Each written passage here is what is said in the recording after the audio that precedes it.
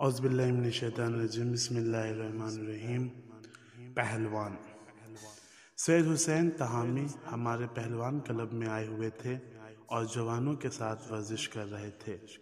اگرچہ اب سید کافی دنوں سے عالمی چیمپئن شپ مقابلے میں شرکت نہیں کر رہے تھے، لیکن پھر بھی جسمانی اعتبار سے وہ کافی مستعد تھے۔ ورزش ختم ہونے کے بعد انہوں نے حاجی حسن صاحب کی طرف رخ کر کے کہا، حاجی صاحب، کیا کوئی میرے ساتھ کشتی لڑنے کے لیے تیار ہے؟ حاجی حسن صاحب نے جوانوں پہ ایک نظر ڈالی اور کہا، ابراہیم، اور پھر ابراہیم کو رنگ میں اترنے کا اشارہ کیا۔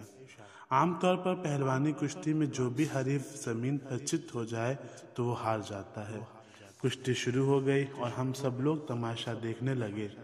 ایک طویل مدت تک دونوں کشتی گیر ایک دوسرے کو پچھاڑنے کی کوشش میں تھے، لیکن دونوں میں سے کوئی بھی زمین پر نہیں گرا۔ دونوں لوگ زبردست دباؤ میں تھے، لیکن ایک دوسرے کو مغلوب نہ کر سکے اور آخر کار یہ کشتی مقابلہ برابری پر ختم ہو گیا۔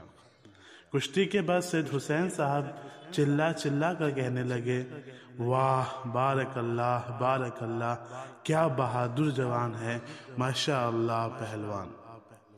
ورزش اب ختم ہو چکی تھی اور حاجی حسن صاحب مسلسل طور پر ابراہیم کے چہرے کو ٹک لگائے دیکھ رہے تھے۔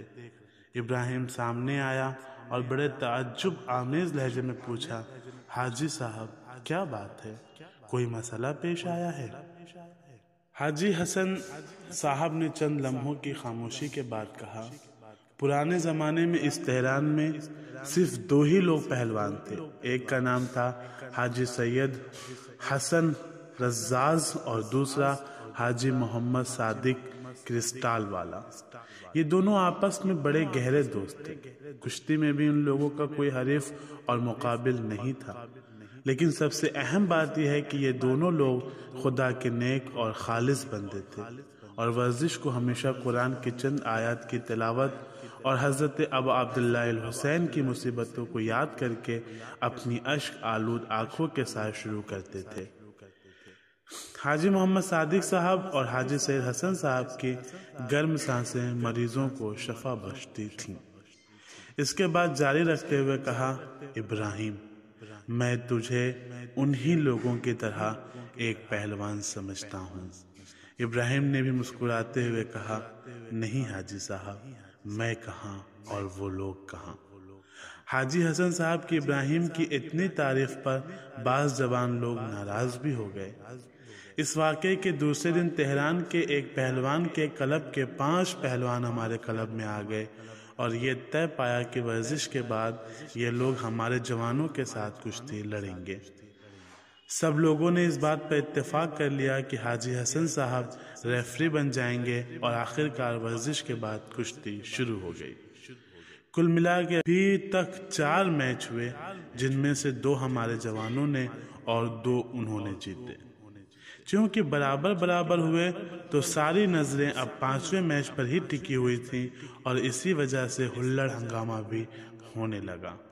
وہ لوگ حاجی حسن صاحب پر چلا رہے تھے اور حاجی صاحب ان کے اس رویے پر کافی رنجیدہ ہو گئے تھے۔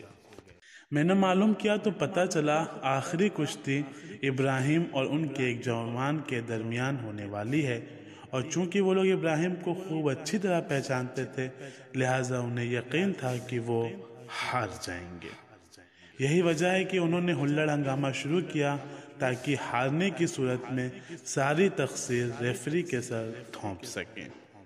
سب لوگ غصے میں تھے کہ اتنے میں ابراہیم رنگ میں اترا اور لبوں پہ اپنی حسین مسکراہٹ کے ساتھ سارے مہمان جوانوں سے ہاتھ ملایا اور اس طرح چہرے سے سکون اور اطمینان کا ماحول سارے مجمع پر چھا گیا۔ ابراہیم نے کہا، میں کشتی نہیں لڑوں گا۔ سب نے تعجب سے پوچھا، کیوں؟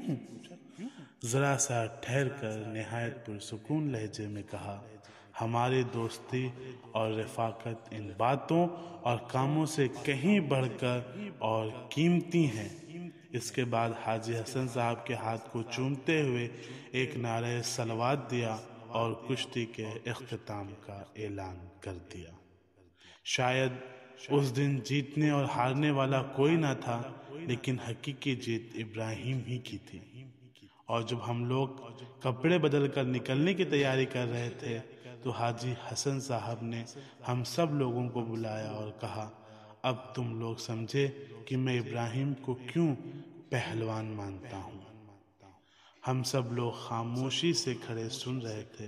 انہوں نے مزید کہا، دیکھو عزیزوں، پہلوانی اسی چیز کا نام ہے جو تم لوگوں نے آج اپنی آنکھوں سے دیکھی ہے۔ ابراہیم نے آج اپنے نفس سے کشتی لڑ کر جیت حاصل کی ہے۔ آج خدا کی خاطر ابراہیم نے ان کے ساتھ کشتی نہیں لڑی، اور اس کام کے ذریعے اس نے بغض اور کینے اور عداوت و دشمنی کے دروازے بند کر دیے۔ جوانوں، پہلوانی اسی چیز کو کہتے ہیں جس کا تم لوگوں نے آج اپنی آنکھوں سے مشاہدہ کیا۔ ابھی ابراہیم کی پہلوانی کی داستانیں زباں زد عام تھیں کہ انقلاب اسلامی کی کامیابی کا واقعہ پیش آیا، اور اکثر جوان لوگ انقلابی حالات اور اجتماعی مسائل میں مصروف ہو گئے، اور اس کے نتیجے میں روایتی ورزش میں ان کا آنا جانا بھی کم ہو گیا۔